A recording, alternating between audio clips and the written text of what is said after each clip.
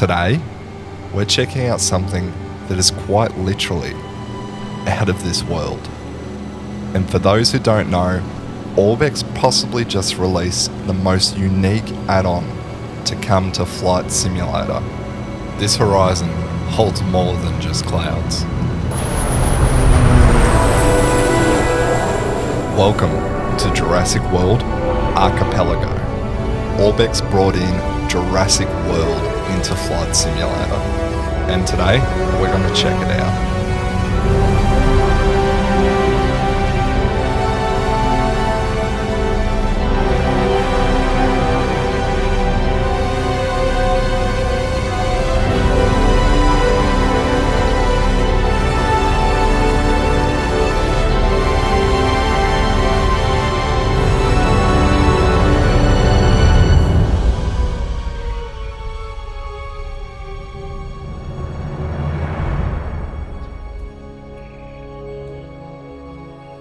This is so much more than just an airport or scenery.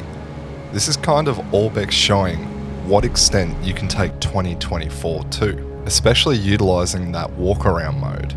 So strap in, because I'm going to bring you on a cinematic journey of Isla Nublar. And there's no other better vehicle for this, which of course is Parallel 42's own Juice Goose, which is the ultimate electric off-road vehicle and by far one of the best cars in Flight Simulator. So let's jump straight in it and get to exploring. Today we're mainly going to focus on Isla Nublar, which is the main island in the Jurassic World series, and where you'll find most of the attractions. So you'll find the theme parks, the monorail, the enclosures, and all those things on Isla Nublar. But here we have the monorail. Now, this goes around pretty much the whole map of Isla Nublar, and the best part is we can interact with it. I don't know if we can get on the train itself, but we can walk up the platform and actually have a look around. The detail in this add-on is insane. I don't know whether we call this a scenery pack or an add-on. It's really one of its own, but the amount of detail they've crammed into this is astonishing. And it's something you'll see that happens across the whole entire map. They've really gone above and beyond in adding the small details, especially because it's kind of highlighted that you can walk around and interact with a lot of different things.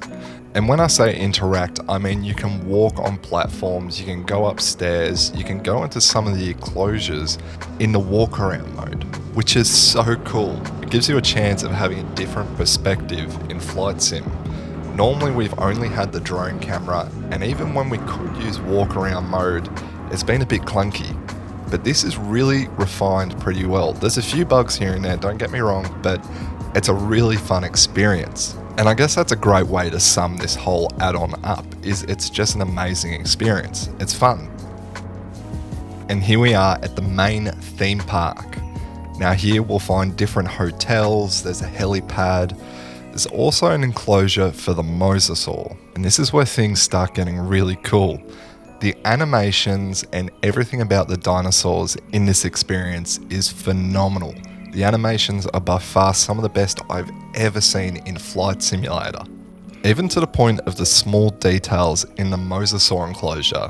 When it goes underwater, you can actually see the water gets affected by it, similar to how seaplanes interact with the water in 2024. But take a look at this T-Rex enclosure. How cool is this?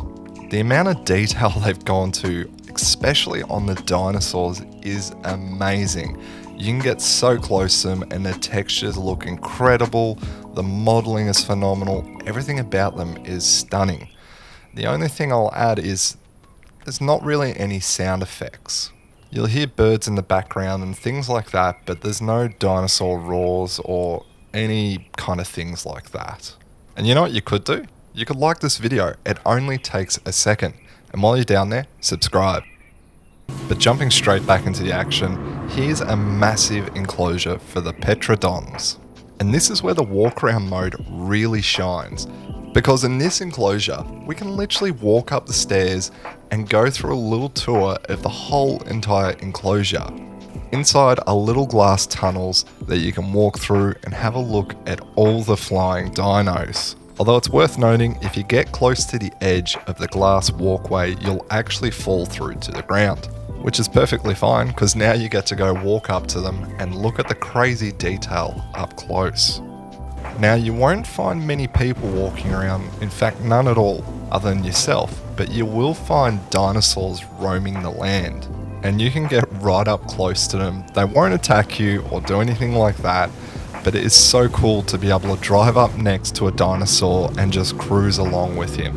And right now you'll see I'm cruising right next to a Gallimimus. These are probably the most common dinosaurs you'll find roaming around.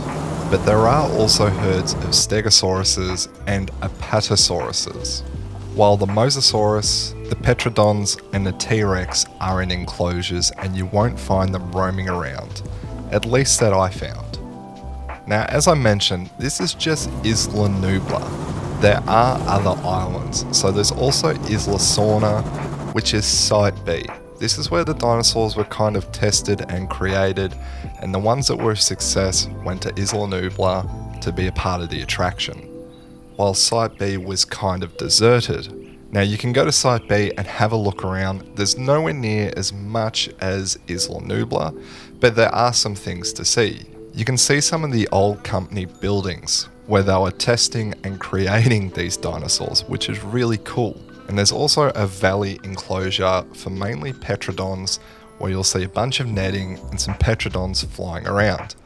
But other than that, Isla Nublar is really the only area where you'll see dinosaurs and this level of detail.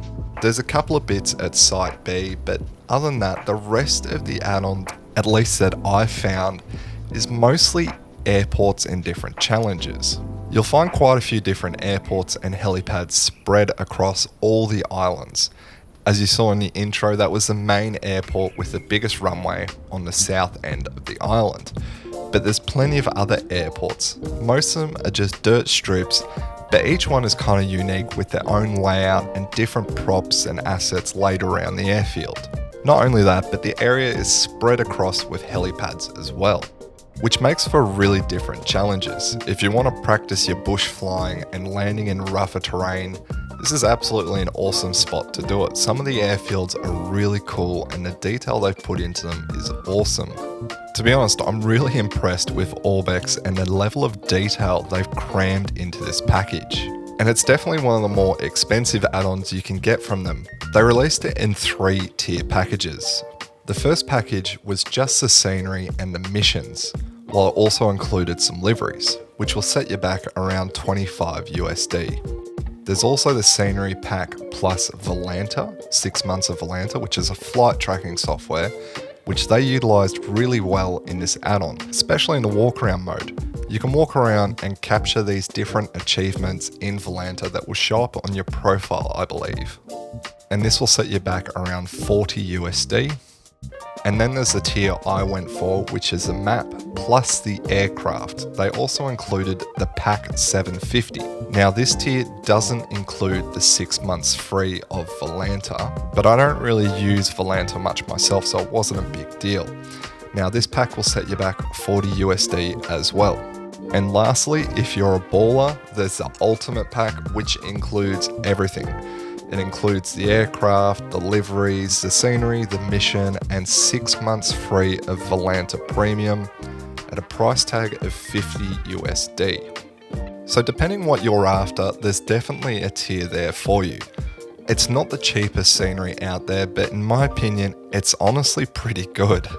I don't know if I'd call it so much a novelty factor, but it kind of is novelty. It's definitely not something I'm going to fly to regularly or check out regularly, but it's just a fun experience. Whenever you're kind of bored of doing long hauls or you want to try something different, this is definitely a great opportunity to test out that walk around mode, to try landing at some dirt strips and just try different things. But let me know what you guys think.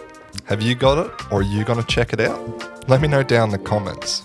But with all that said, I can't thank you enough for watching, guys. The support has been phenomenal. And don't worry, the cockpit build is still coming along. We're just waiting on a few key parts to show up still. But with all that said, make sure you hit that like button. While you're down there, subscribe and join Discord. It helps me out a ton. But until next time, I'll catch you then.